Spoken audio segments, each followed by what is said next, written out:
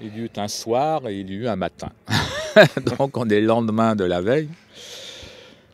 J'espère que tu es bien reposé, prêt à aborder les questions ou la question. J'ai bu un bon café noir. Voilà, de mon côté, j'ai été manucuré, rasé de près C'est vrai, tu sens bon, tu prêt, rayonnes. pour être prêt pour cette interview. Ouais. Donc, en réfléchissant, finalement, je me demande, on a parlé d'alchimie interne, intérieure, je ne sais plus. Mais prenons quelque chose de concret, la maladie. Bon, tout le monde, plus ou moins, est un jour confronté à ce genre de choses. Est-ce qu'on peut voir la maladie comme un œuvre noir? Un œuvre, hein, parce que, bon, le mot œuvre en alchimie est masculin. Donc la maladie est-elle un œuvre noire? À toi. À moi. Bon. Qu'est-ce qui nous permet d'être malade? Qu'est-ce qui nous permet d'être en bonne santé? C'est le corps. C'est aussi l'esprit qui se dégage de ce corps. Il y a aussi l'âme. Il y a souvent de la confusion de l'âme et l'esprit. Donc tout ça pour dire qu'il y a une structure qui nous permet d'être malade. Et qui nous permet aussi de mourir.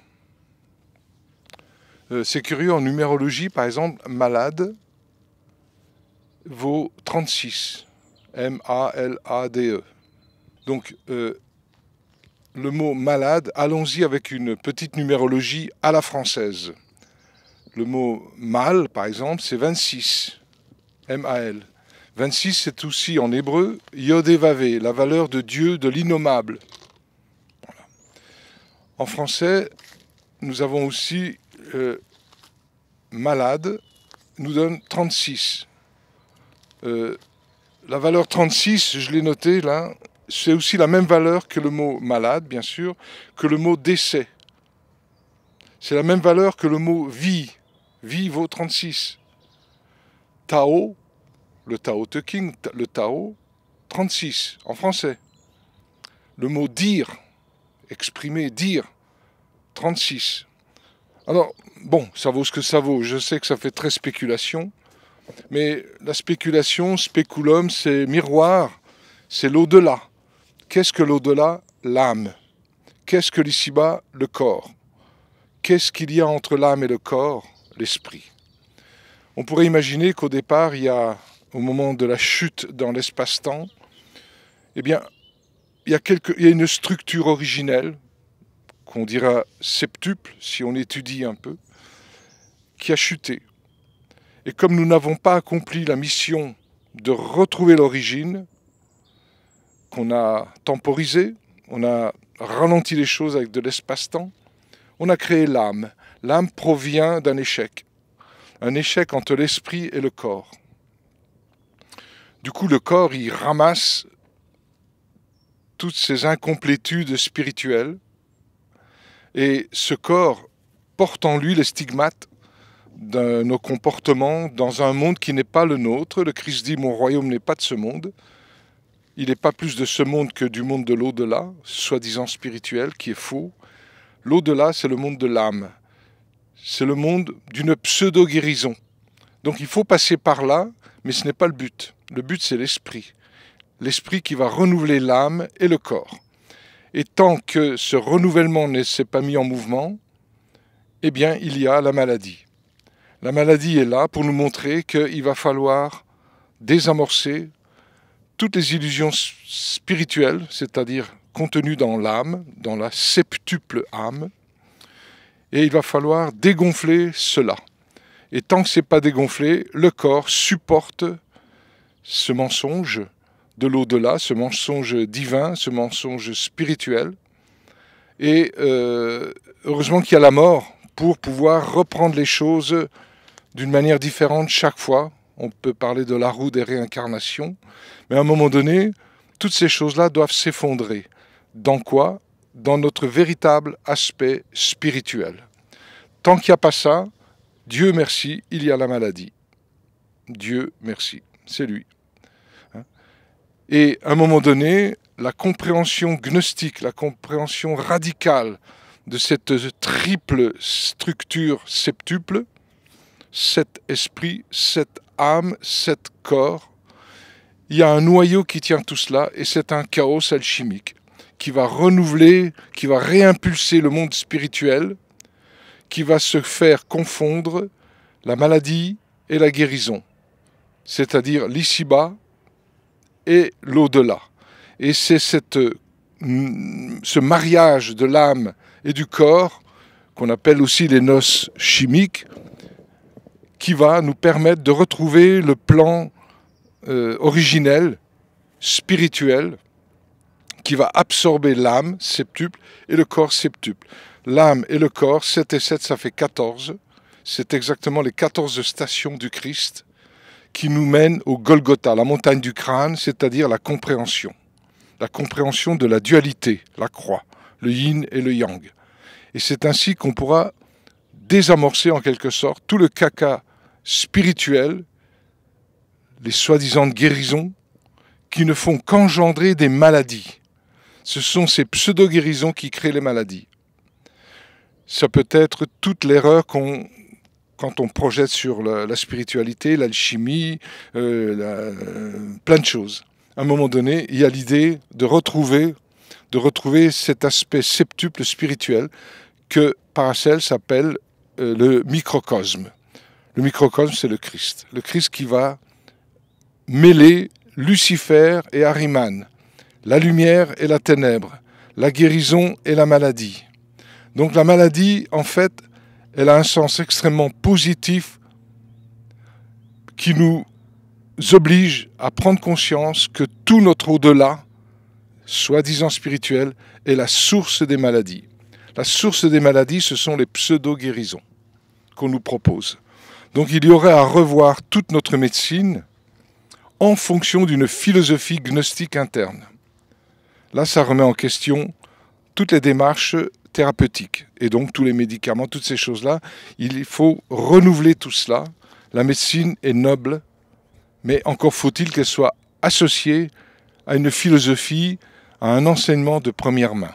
Oui, tu dis il faut renouveler les médecines. La médecine, tu parles de l'allopathie, mais tu parles aussi de toutes les autres approches médicales, oui. Enfin, médicales ou thérapeutiques. Et même énergétiques. Naturopathie, énergétique, quantique. La naturopathie, tout a sa valeur. Mais le socle de tout cela, même l'allopathie, la chimio, tout ça, il faut voir où est-ce qu'on doit la loger dans notre démarche. Eh bien, elle est logée dans cette dualité entre la guérison, ce qu'on croit être la guérison, et la maladie, ce qu'on croit être la maladie. Est-ce que la maladie ne nous rapproche pas plus d'une véritable guérison que les pseudo-guérisons? Les pseudo-guérisons, sous certains aspects, nous éloignent de la maladie, ok, mais ça ne résout pas. Ça reste toujours insoluble. Donc tant qu'on n'aura pas touché cette philosophie de première main, la guérison de la maladie, eh bien il y aura cette dualité maladie-guérison. Mais c'est de l'à peu près. D'accord. Bon, alors, et pour en revenir à l'œuvre noire. Voilà. Alors on démarre par l'œuvre noire, c'est l'aspect corporel, hein, c'est l'ici-bas, c'est là où se manifeste, où se présente l'évidence qu'on va mal. Et je ne suis pas maso, hein. Moi, même une guérison que tout à l'heure j'ai qualifiée de pseudo-guérison, mais qui peut me soulager, je suis preneur. Hein. Je suis un être humain fragile, j'ai peur, je suis soumis au vieillissement, à la maladie, à la mort. Bon, ok, mais tant qu'il y a encore un petit peu de santé, que la conscience peut réfléchir sur elle-même, ben, ça vaut la peine de remettre en question ce qu'on appelle la guérison. Et se dire, tiens, est-ce qu'il n'y aurait pas une guérison beaucoup plus simple que tout ce qui nous est proposé? Il faut voir qu'aujourd'hui, la maladie, mais il faut voir que depuis quelques centaines d'années, qu'est-ce que les corps physiques ont pris comme remède, comme poison?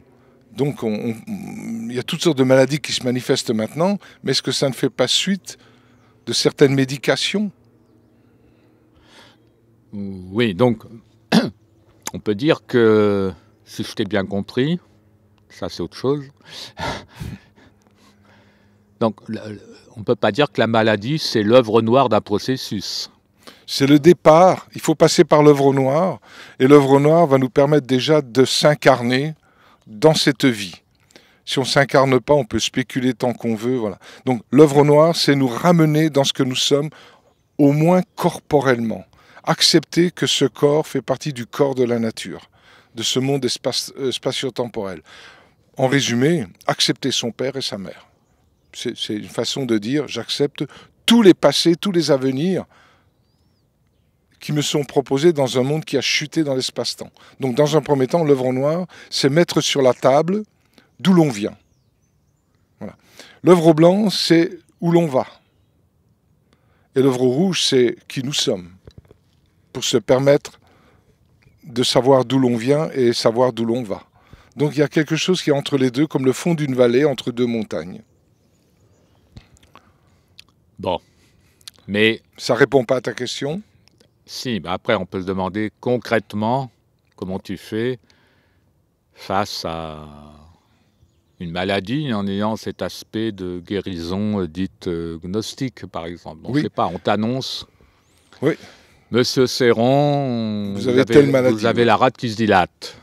Qu'est-ce que tu fais? Avant d'en arriver là, j'essaye de voir pourquoi je vais mal quand même. Et de tenter, bien sûr, ce qui est possible dans la mesure de nos connaissances, en une démarche de produits naturels. Déjà ça, c'est énorme. D'élixir, des choses comme ça. Après, les raisons qui font que ça soigne instantanément, ou que ça soigne avec le temps, ou que ça ne soigne pas, apparemment ça n'est pas soigné, en fonction de ça, on va déterminer telle orientation thérapeutique. Moi, à l'arrière-plan de tout cela, je sais que je vais mourir. Ça résout pas mal de choses. C'est-à-dire que l'énergie, pour obtenir une guérison à tout prix, est mieux utilisée. Elle est mieux utilisée, pourquoi? Parce que je ne suis pas dupe, je n'aurai pas l'éternité avec un médicament. Je sais que quels que soient les remèdes, naturels, pas naturels, je vais mourir. Donc voilà, il y a un mélange d'attitudes. Une, au niveau physique, au niveau du mal-être, tout ça. Bon, ben voilà, il y a des remèdes. Pourquoi ne pas prendre un tel ou tel médicament? J'en ai jamais pris. Hein. Voilà, de prendre... voilà. Et puis, s'il faut prendre tel et tel médicament pour aller mieux, ben, je suis preneur. Ça m'est arrivé avec des maux de tête de prendre du Céphile, hein, ce qui est un mélange d'aspirine, je crois, et d'homéopathie. Voilà. Bon, moi, j'ai eu la chance jusqu'à présent, c'est ça, quoi. À part des blessures avec le karaté, tout ça. Bon. Mais sinon, au niveau des maladies, j'ai certainement eu de la chance. Je pense que c'est en amont des remèdes qu'il faut déjà se dire, bon ben, essayons toutes sortes de choses, voilà, de ce qui est possible. Puis après, ma foi, au fur et à mesure de la conscience de la personne, elle peut aller dans un système médical plutôt qu'un autre. Ça c'est notre liberté, j'ai envie de dire. Oui, en fait, tu nous dis, il ne faut pas attendre d'être malade pour se poser ce genre de questions. Ça c'est vrai. C'est vrai qu'au niveau alimentaire, au niveau pollution extérieure, au niveau, à bien des niveaux, on peut faire le lien avec les maladies, quand même. Ça nous tombe pas du ciel. Si, ça nous tombe du ciel, les maladies. Le ciel oral, ça nous tombe de tout ce qui n'a pas été résolu et qu'on a emmagasiné dans l'espoir d'aller mieux, de devenir plus riche, de devenir plus immortel, etc., tout en gardant notre lien avec un monde qui a chuté quand même. C'est un monde qui a chuté dans la mort et la souffrance. Ça, c'est la base. Donc à partir de ce moment-là, je pense qu'on relativise ce que peut être la guérison. Et on relativise par le même coup ce que peut être la maladie. La maladie, moi je sais qu'il y a eu des moments dans ma vie où j'ai eu des épreuves qui étaient vraiment pas agréables, c'est des effondrements. Avec le recul, je me rends compte que c'est grâce à ça que j'ai pu aller plus loin dans mes recherches. Il ne s'agit pas non plus d'être masochiste, hein, mais quand même, notre vision de la maladie, notre vision de la vie. Alors, cette vision globale éveille le médecin intérieur. Et le médecin intérieur, il va traverser l'œuvre au noir, l'œuvre au blanc, l'œuvre au rouge. C'est-à-dire toutes les mémoires familiales, l'œuvre au noir, toutes les mémoires de couple, l'œuvre au blanc, et toutes les mémoires d'une biologie perdue, l'œuvre au rouge. Voilà. Ces trois œuvres alchimiques touchent trois karmas, trois trains de mémoire. Et ces trains de mémoire, s'ils ne sont pas en une vie emmagasinés, se présente pour accélérer le processus sous forme de maladie. La maladie, c'est une guérison en accéléré. Au lieu que ça dure des mois et des mois et des mois, ça peut durer que 3 jours. Pourquoi pas? Pourquoi pas? Je pense qu'à l'arrière-plan de ça, dans le noyau de ces 3 œuvres, il y a ce que nous appelons le PCI, le principe chaotique inoubliable, c'est-à-dire un chaos, qui pour moi est le médecin intérieur. Il se présente à nous sous forme d'insolubles. Voilà. Ces insolubles seront toujours là tant qu'on sera prisonnier de ce monde spatio-temporel. Après, on peut utiliser l'alchimie, gnostique en l'occurrence. Pourquoi? Mais parce qu'elle a, dès le départ, une vision radicale. Mon royaume n'est pas de ce monde. La confusion, c'est qu'on a cru que le royaume du Christ, le royaume du Père, c'est l'au-delà. Voilà. Alors qu'en fait, ce n'est que l'au-delà. C'est-à-dire un monde réfléchi, un monde reflété. Voilà. Une spéculation, spéculum, miroir. Voilà. L'antimatière. Quand on sera mort, on sera dans l'antimatière. Et on verra la matière de l'ici-bas comme nous voyons aujourd'hui l'antimatière de l'au-delà. Voilà. En fait, le point de vue qui change. Voilà. Ben, pareil pour la maladie et la guérison. On pourrait dire que la maladie, c'est la matière qui nous l'amène, et la guérison, c'est l'antimatière. Voilà. Mais ce sont des guérisons provisoires pour nous faire tourner dans cette roue constamment. Et c'est cette vision duelle, ici-bas, au-delà, comme étant la même saucissonnade, le même cul-de-sac, hein, l'infiniment grand de l'ici-bas, l'infiniment petit de l'au-delà, eh bien, tout ça sont des cul-de-sac, tout simplement. Mais on est dedans, donc il faut faire avec ce qui est possible. Les remèdes qu'on a aujourd'hui ne sont pas les remèdes d'il y a 300, 400 ans. Il faut aller avec son époque. Sauf que maintenant, il y a des tas de choses qu'on ne voit pas, on ne sent pas, on n'entend pas, et qui agissent sur nous. On prend un téléphone portable, on parle avec quelqu'un qui est à San Francisco. Il n'y a pas de fil, il n'y a rien. C'est magique, c'est extraordinaire. Eh bien, pareil pour les maladies. Les maladies, elles arrivent, on ne sait pas trop où. On n'arrive plus à savoir d'où ça vient. À croire qu'il y a des zones dans la conscience qui nous fournissent des maladies. Voilà. Alors, quel sens ça a? Est-ce que c'est négatif à 100%? Peut-être pas. Est-ce que c'est positif à 100%? Peut-être pas non plus. Donc, il y a un mélange de maladies et de guérison. C'est ce qui fabrique nos vies. Et à partir de ce moment-là, ben, constamment, à chaque instant, on a comme une attitude, une décision à prendre par rapport à nous-mêmes.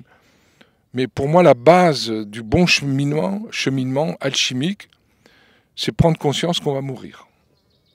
Tout simplement. Donc, englobons la mort tant qu'on est vivant. Donc, tu te prends une maladie, bon, entre guillemets. Première chose, prendre conscience qu'on va mourir. Ouais. C'est-à-dire que la maladie n'ira pas plus loin que la mort. La mort, c'est l'absolu, ça c'est sûr. Là, c'est la guérison des guérisons, des guérisons, des guérisons. Là, tu tombes plus malade une fois que tu es mort. Oui, mais bon, pour le... Non, mais il faut ramener ça sur le plan de la conscience. Et à ce moment-là, de dire la mort de l'ego. Voilà, c'est des mots qu'on connaît mieux. C'est quoi la mort de l'ego? C'est quoi la mort de la vision? Eh bien, paradoxalement, c'est vivre l'instant présent, à fond. Prendre conscience que nous sommes plus que vivants. Une vie qui englobe la mort. Mais une vie qui ne fait qu'englober quelques maladies n'est pas suffisante. Il faut toucher directement, être radical, aller toucher la source de toutes les maladies. C'est la mort. Les maladies nous rapprochent de la mort. Donc, qui est le chef d'orchestre de nos maladies? La mort. On va mourir. Bon, on le sait, il ne faut pas être con quand même, on le sait. Les échappatoires style prière, mantra, drogue, etc., c'est bon, ça mène à rien. Ça nous éloigne du chaos. Donc à un moment donné, c'est de se dire, voilà, le chaos est en moi. Peut-être que j'en suis pas conscient à 100%, mais en tout cas je le sais. Même intellectuellement, c'est déjà pas mal. Et ça fait son travail. Et du coup, ça modifie notre rapport à la guérison et à la maladie. Ça modifie notre rapport avec tel type de médecine plutôt que tel autre type de médecine. Pourquoi? Parce qu'il y a la conscience du chaos alchimique. Alors, est-ce que tous les alchimistes sont conscients de ça? Absolument pas. Absolument pas. Tous sont dans l'au-delà. Tous? Tous, même moi.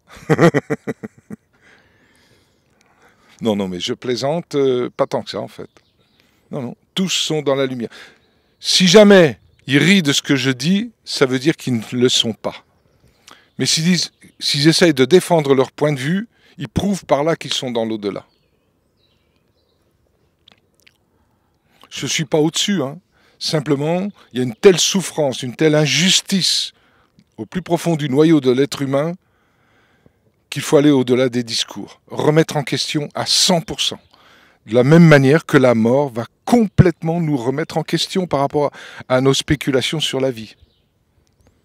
La mort, elle ne traîne pas, elle a le pouvoir.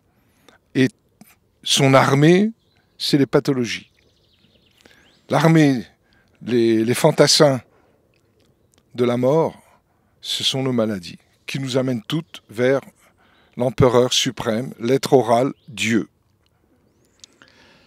Bon, donc, par exemple, puisqu'on parlait d'alchimie, tu trouves un remède, une teinture minérale rouge, élixir rouge, qui guérit, qui peut guérir. Qui peut guérir. Ou qui guérit.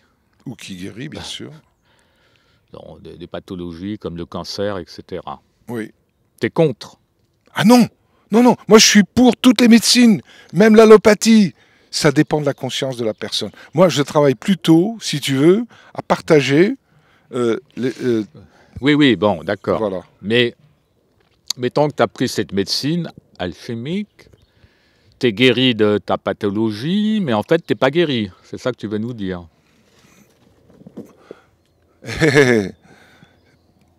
Pas évident. Si, tu peux. Ça dépend de la conscience de la personne, ça dépend du remède, comment il a été fabriqué aussi. Il y a beaucoup de choses qui interviennent là-dedans. Mais imagine que la personne, elle a un résultat. Il faut le prendre, le résultat, tout de suite. Ça permet, si tu veux, de passer un cap. C'est-à-dire un nœud de l'au-delà qui voulait s'exprimer. Il y avait la maladie. À un moment donné, la personne est prête à recevoir cette teinture rouge, par exemple. Hein? Eh bien, cette personne est prête, elle se soigne avec ça. Et elle va beaucoup plus loin. Mais ça veut dire qu'elle était prête à recevoir cela. Et tout à fait de manière secondaire, ben voilà, il rencontre un alchimiste qui fabrique un élixir, etc. Ça lui convient. Voilà. C'est le destin qu'il a emmené là-bas. Il faut le prendre. Et peut-être que juste ce remède-là, eh bien, va suffire pour lui démontrer la conscience de la mort en lui, qui est la suprême guérison. La conscience de la mort est la suprême guérison. Donc à partir de ce moment-là, eh bien, je peux aller colorer mes mal-être, mes maladies, d'une manière différente que si j'avais opté pour une guérison par des remèdes. Ça veut dire que là, la conscience de la mort travaille. Et la conscience de la mort, c'est la suprême guérison. Oui, l'élixir merveilleux, rare, qui te guérit, ce n'est qu'une étape dans la prise de conscience de ta venue sur Terre. Oui. C'est ça? C'est une étape, et puis c'est un aboutissement aussi, parce que tu dégonfles toute la sphère orale à ce moment-là. Ça veut dire que tu as inclus la mort en toi. Le fait de l'inclure, ce n'est plus la mort. Tu as transmuté le négatif en positif, on pourrait dire. Ce qui était maladie est devenu une formidable impulsion sur le chemin de la vraie vie. Et c'est en parallèle de tout un désamorçage, tout un dégonflement des pseudo-guérisons,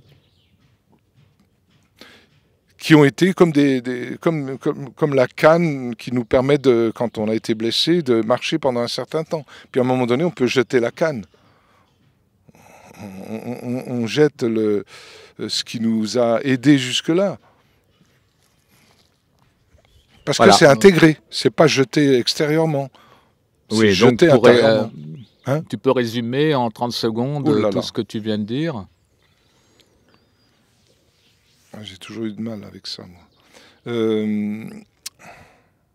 Donc tu es malade? Non, tu prends conscience... Oui, tu es malade, voilà. Tu prends conscience à travers la maladie que tu peux souffrir et tu peux même mourir.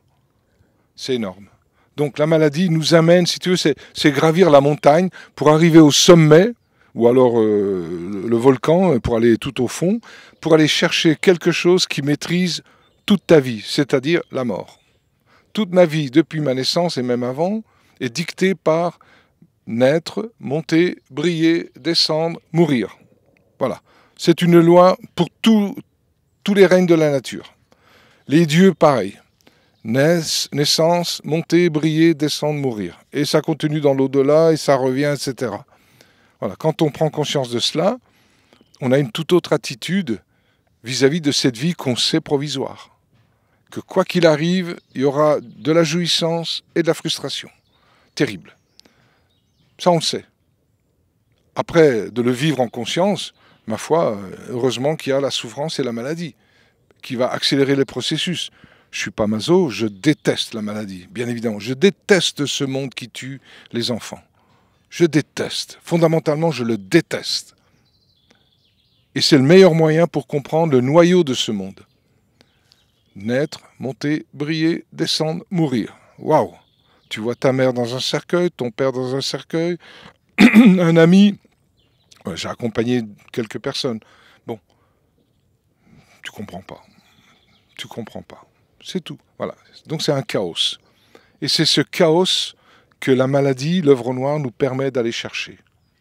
Et ce chaos se présente dans un premier temps, ce saint chaos, S-A-I-N-T, ou S-A-I-N d'ailleurs, eh bien, qui est tout à fait salutaire, eh bien, se présente sous forme d'un insoluble, de caput mortuum, d'un condensé de défauts, d'impossibilités, d'insolubles.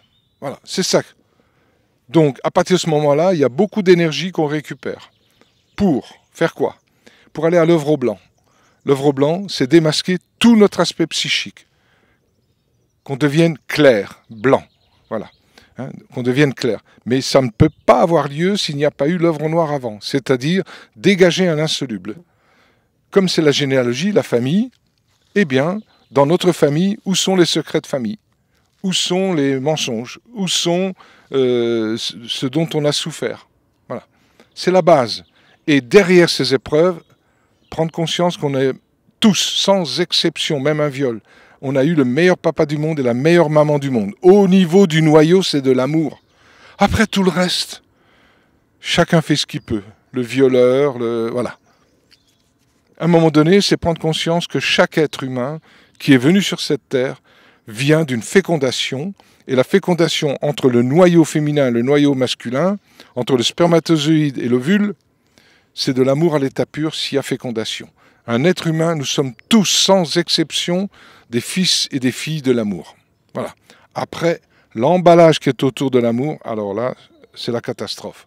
Et c'est pour ça qu'il y a un au-delà.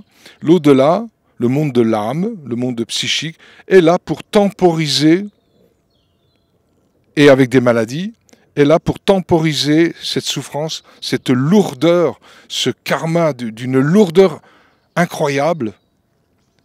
Heureusement qu'il y a des échappatoires provisoires, bien sûr, mais il faut les prendre. Les médicaments, les remèdes, les maladies, voilà. Toutes ces choses-là sont là pour temporiser la lourdeur absolument incroyable de notre destin, qui est de naître et de mourir. C'est atroce, terrible, terrible.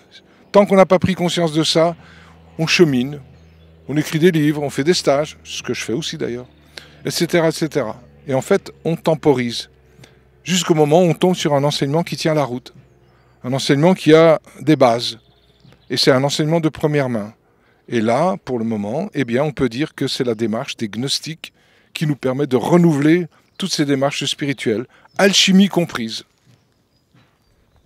Donc finalement, la maladie est un œuvre noire. Oui, oui. Elle nous permet de prendre conscience de quelque chose qui ne va pas, mais fondamentalement. Et pour pouvoir... Et ce mal-être, il est dans l'ici-bas. Il est dans l'ici-bas. Et l'ici-bas a besoin qu'on s'incarne dedans pour mieux le démasquer. On ne pourra pas démasquer l'au-delà, on ne pourra pas faire l'œuvre au blanc si on ne s'est pas installé à 1000% dans l'ici-bas. Je ne peux me libérer d'une chose que si je la vis. Je veux me libérer de cette personne, ben j'ai qu'à me marier avec elle.